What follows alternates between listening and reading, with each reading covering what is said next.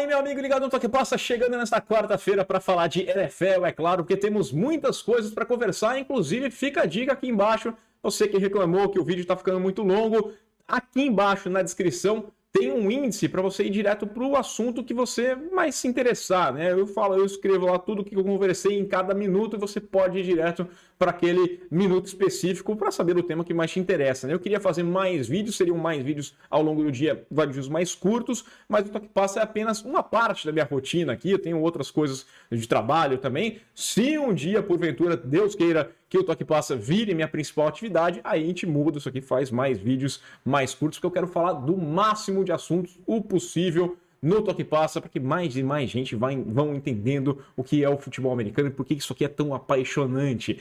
Quero começar fazendo um pedido para você, para deixar aquela curtida no vídeo, aquele comentário aqui embaixo, se inscrever no Toque Passa, estamos chegando a 17.500 inscritos, muito obrigado. Clica no sininho aqui embaixo para receber notificação sempre que o vídeo novo for publicado. E também, se você puder colaborar, seja membro do Toque Passa. Temos um novo membro aqui, o Kaique Labiapari, ele que é palmeirense.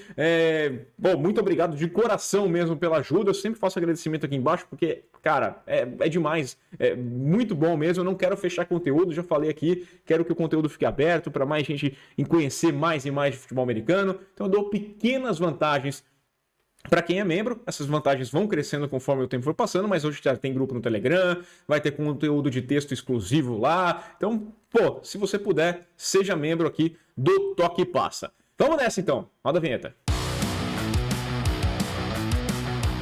Começar aqui falando do Miami Dolphins, que acertou como principal nome da Free Agency, o principal nome que ainda, surpreendentemente, estava no mercado, o offensive tackle, o Teron Armstead. A gente falou aqui, tem muito agito por conta de quarterbacks, mas lá naquela minha lista dos principais nomes na Free Agency, o Armstead era o principal nome, não só na minha lista, várias listas, NFL.com, da ESPN, todo mundo colocando o Armstead como o principal nome dessa Free Agency, o principal jogador livre no mercado, e agora acertou o contrato com a equipe do Miami Dolphins. Demorou mais de uma semana, né? Hoje, quarta-feira, faz uma semana que abriu o mercado, mas desde a segunda-feira passada já era possível ter essa conversa, então ele ficou com mais tempo do que eu imaginava. Acertou um contrato de 5 anos, 75 milhões de dólares, podendo chegar a 87 milhões e meio de dólares. São 43,37 milhões de dólares garantidos no bolso do Armstead, que tende a resolver um problema da equipe do Miami Dolphins. Desde a saída do Tunsil lá, a linha ofensiva tem sido um problema frequente para a equipe de Miami. O Tua deve estar com uns baita num sorriso no rosto, porque ele ganha uma grande proteção num ano que é muito importante. A gente lembra que os Dolphins mudaram de treinador, tem muitas coisas rolando por lá, tem uma AFC complicadíssima, os Bills são favoritaços dentro da AFC Leste, então talvez não seja um ano para você sonhar com Super Bowl, para você sonhar com playoff, mas é um ano para você tirar dúvidas, para você ter algumas certezas para o ano que vem, para o futuro da franquia. E uma das dúvidas é com relação ao Tua Tagovailoa. Afinal, ele é o quarterback para o seu futuro, ele é o seu franchise quarterback. Vamos lembrar, em 2020 ele é draftado, era aquela expectativa toda, mas o cara vinha de uma lesão, teve uma pré-temporada totalmente atípica, sem poder ter tantos treinamentos, não teve um bom ano, não teve um bom ano passado, quando teoricamente foi o primeiro ano dele mais sério, né? O primeiro ano ele era mais reserva do Fitzgerald e depois ganhou a posição. Então, muitas dúvidas com relação ao Tua, o ambiente conturbado no ano passado. Então, esse ano é para você ter uma certeza. Esse é o meu cara do futuro, ou então eu vou buscar alguém no draft, vou buscar tentar fazer uma troca. O mercado está tão aquecido, o pessoal está trocando quarterback hoje em dia. Quem sabe os Dolphins mudam de ideia e vão atrás de alguém. O Armstead joga de left tackle, muito bom jogador, só que ele pode ser mudado para right tackle, né? Porque a gente lembra que os Dolphins têm essa diferença aqui pelo Tua ser canhoto. Geralmente, quarterback destro, lado de esquerdo é o blind side, é o lado cego aqui, porque é o lado mais importante. O quarterback está aqui, ele aqui é o lado que ele está prestando menos atenção. No caso do Tua, isso muda tudo, você tem que virar a linha inteira e o lado direito acaba sendo mais importante, mas eu vejo muita qualidade no Armstead para isso. 31 anos, então ganha um contrato de 5 anos, é bastante, mas é aquela ideia de você ir parcelando o seu cap hit ao longo desse contrato. O cara que perdeu 9 jogos ano passado, por lesões no cotovelo, no joelho, passou por cirurgia no joelho. Nas últimas temporadas tem perdido bastante partidas por questão de lesão, mas eu acho que é uma aposta válida. Eu acho que o Miami Dolphins, que teve a pior linha ofensiva protegendo o passe na temporada passada, ganha com a chegada do Armstead. Experiência, além da qualidade dele, mas ele pode ajudar bastante também no desenvolvimento dos outros jogadores da linha. Vejo como interessante essa contratação, muito boa do Miami Dolphins. O mercado agora vai dando uma desaquecida, né? Já passou uma semana, mas a gente tem grandes nomes ainda livres por aí, né? Tyrann Mathieu, o Stephon Gilmore, Jadeveon Clowney, o Bobby Wagner, jogadores que estão disponíveis ainda. O Odell Beckham Jr. está disponível, estão falando que está perto de acertar com a equipe dos Rams. Os Rams estão conversando com o Aaron Donald para acertar um contrato lá com ele, e aí depois vão atrás do Odell, que, pô, fraturou, teve a ruptura no ligamento do joelho no Super Bowl e pode voltar lá para os Rams. Mas um dos nomes interessantes dessa lista, agora acho que finalmente saiu dela, tá? Não sei se saiu, eu já falei que tinha saído e no fim não saiu. Za'Darius Smith vai ser jogador do Minnesota Vikings, né? Por que eu disse isso? Porque na semana passada eu cheguei a falar que ele tinha acertado com os Ravens. Era um contrato de 3 anos, 35 milhões de dólares. O que rolou? Qual que foi o papo? Quando ele acerta com os Ravens, ele faz esse acordo com os Ravens, rola o contrato do Von Miller, o Chandler Jones também acerta mudança de time com um mega contrato, e ele fala assim, pô, peraí, eu não posso ganhar só isso, dava em média aí 8,75 milhões de dólares por temporada. Não, Ravens, tô fora, esquece, não acertei nada, tá? Não assinei, não tá valendo. E agora ele acertou com o Minnesota Vikings, o rival de divisão do Green Bay Packers, time que o dispensou há algumas semanas aqui. O Za'Darius Smith pode se reencontrar com o Aaron Rodgers 2 vezes na temporada em jogos, né? Mas ele pode se reencontrar mais vezes com abraços quentinhos para cima do Aaron Rodgers.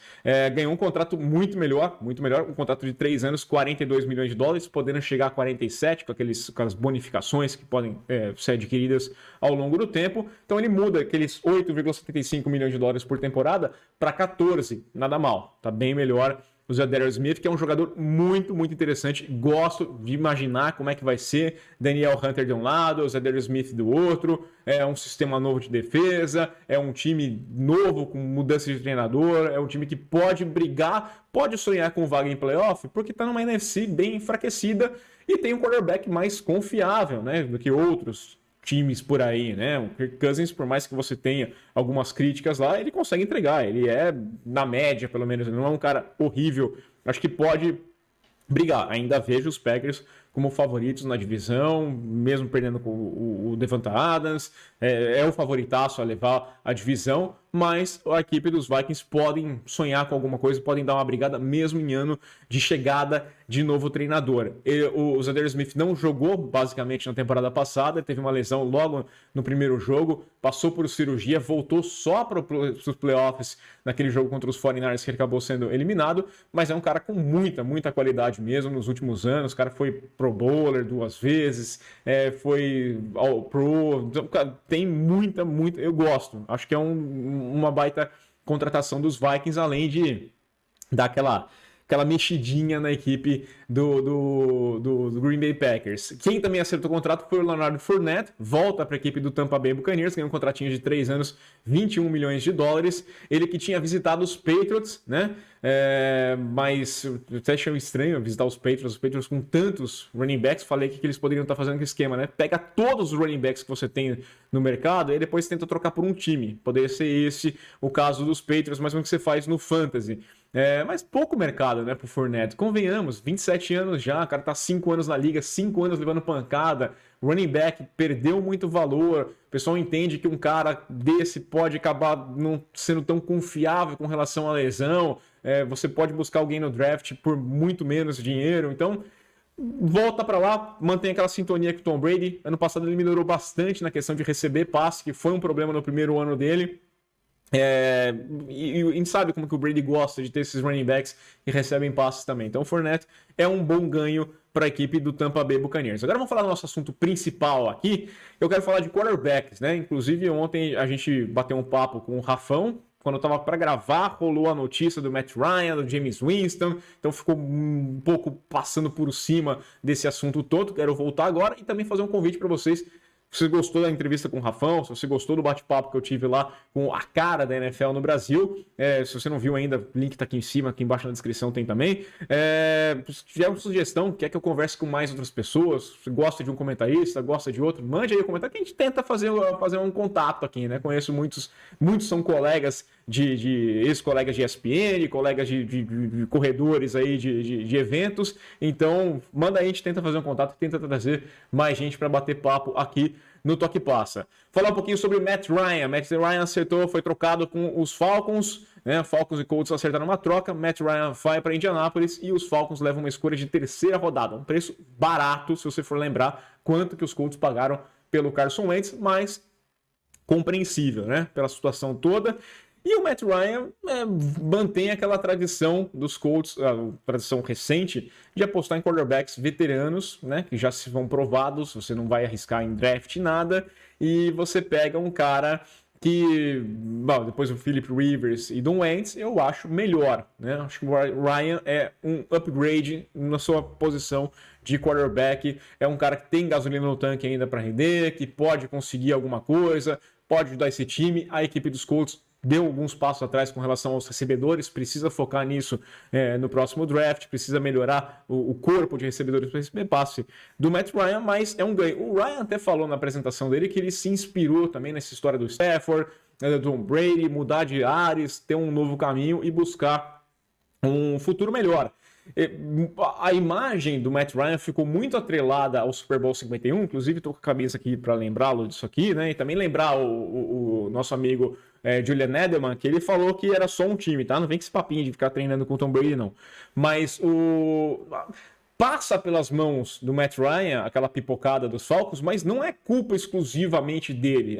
Sofreu o sec e perdeu a jarda, saiu... Mas em seguida ele consegue de novo field goal range com um passe para o Sanu, mas tem uma falta da linha, e aí volta para trás também. Então a culpa não é só dele, não é principalmente nele. Ele fez um bom papel naquele Super Bowl, era o MVP. Eu acho que cai muito mais nas costas do Dan Quinn, do treinador, do Shanahan, também coordenador ofensivo, pelas chamadas, do que só nos jogadores ali, e também na defesa, né, que permitiu ali aquele vareio do Tom Brady no final do jogo. Começou muito bem, depois levou aquele vareio.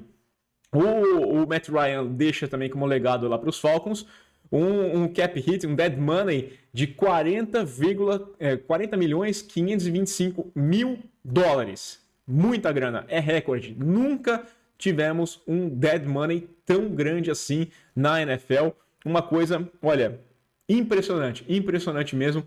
Tanta grana que fica lá perdida na equipe do Atlanta Falcons. Expectativa de mais um ano doloroso lá para o Arthur Smith, torcedor de Atlanta, né? Não tem muito o que dizer. Eles foram atrás do Marcus Mariota, era um contrato de 2 anos, 18 milhões e 750 mil nesses 2 anos, né? O período total.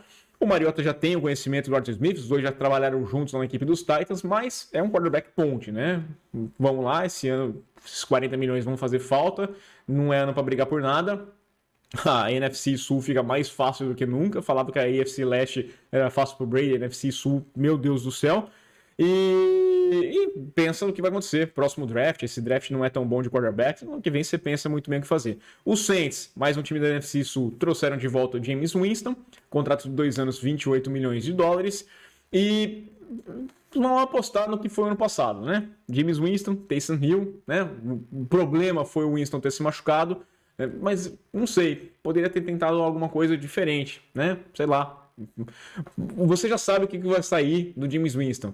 Tenta o Baker, tenta o Garoppolo, não sei, porque esses 2 nomes estão no mercado, e esse é o grande destaque que eu quero falar aqui. 2 nomes, Jimmy Garoppolo e Baker Mayfield, estão no mercado, e é um mercado que está se espremendo cada vez mais e complicando a vida de São Francisco 49ers e principalmente da equipe do Cleveland Browns. Porque hoje você tem, assim, 3 times que precisam mais de um quarterback, né? Então, mais sem um cara para ser titular. Carolina Panthers vai ficar com o Sam Darnold, eles sabem que eles não querem. Seattle Seahawks, né? Convenhamos. E a equipe do Houston Texans. O Houston Texans, eu acho que tá pensando muito bem em apostar no Davis Mills e não vai ter interesse no Baker. Se tivesse interesse no Baker, já tinha feito no pacotão, lá botava o Baker junto no pacote que mandou o Watson para Cleveland. Então não acho que seja o caso. Acho que eles vão, de fato, olhar o Davis Mills e tentar o ano que vem. Tem muitas picks no draft e a gente monta esse time lá para frente. Não é o ano, mais uma vez. Para quem, o que é mais um prego aqui, né? Nesse caixão da equipe do Houston Texans. Os Panthers não vão pagar uma escolha de primeira rodada no Jimmy Garoppolo ou então no Baker Mayfield. E eles não têm pique no draft na segunda e na terceira rodada desse ano, por conta da troca do Sam Darnold no ano passado, aquele erro absurdo que eles tiveram. Então, fica uma situação complicada para 49ers e para mim, para a equipe do Cleveland Browns. Jimmy Garoppolo, quero focar um pouquinho aqui. O Garoppolo, que todo mundo imaginava, que ele tinha feito o último jogo dele na final da NFC, que ele ia ser trocado, que ele ia para algum time, ficamos esperando aquela notícia, vai ser trocado ou não vai, quando que vai.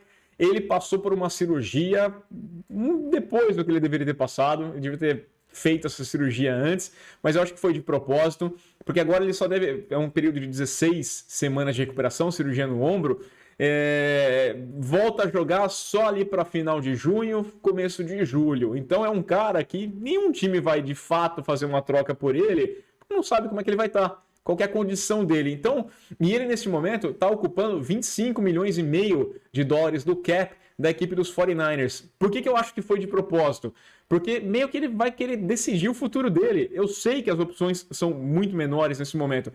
Por isso mesmo, faria sentido para os 49ers dispensarem, né? Dar tchau para o Garoppolo e falar, procura teu caminho aqui, porque abre esse espaço no cap e conseguiria fazer uma coisinha a mais, buscar algum reforço, buscar outro jogador.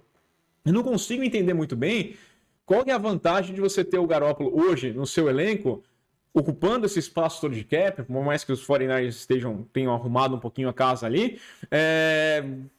para ser a sombra do Trey Lance. Você gastou alto pelo Trey Lance, então você não pode pensar na possibilidade de botá-lo na reserva. Você tendo o Jimmy Garoppolo lá, numa situação ou outra, o Garoppolo entra e funciona, como aconteceu na temporada passada, né? A gente vai lembrar que na reta final ali, o Garoppolo estava machucado e você optou pelo Garoppolo machucado do que o Trey Lance, porque estava cru. Esse ano é o ano de colocar o Trey Lance. Se o time mostrar qualidade e o Trey Lance mostrar imaturidade, o pessoal vai falar assim, Garoppolo lá, hein? Garoppolo pelo menos tem essa experiência. Poderia render. O ano passado o time chegou na final da NFC com o Jimmy Garoppolo. Entregou a paçoca? Entregava a paçoca? Sim, mas ele conseguia também fazer o mínimo para esse time ir adiante. Então, pode ser um problema. Pode ser um problema sério para a equipe dos 49ers resolverem. Não acho que ninguém vai buscar o Garoppolo nesse momento justamente por saber disso.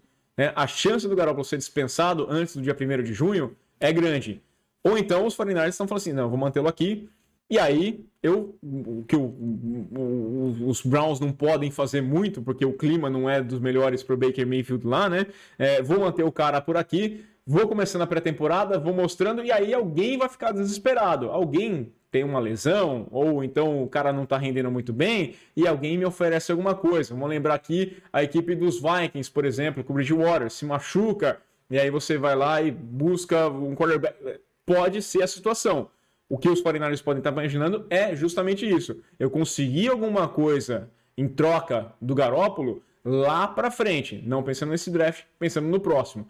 Mas eu acho que é bem complicado. Eu acho que tem grandes chances... Até essa questão do Garoppolo ter adiado a lesão, para mim, é uma forma de mostrar que eu vou tentar eu vou tentar decidir o meu futuro. Não quero saber que os outros decidam o futuro por mim, não. Eu vou buscar o meu time. Os Browns querem se livrar, 18,8 milhões de dólares garantidos para o Baker essa temporada, só que o problema é para onde ele vai, né? Seattle Seahawks, estão falando que tem algum certo interesse sobre o Baker.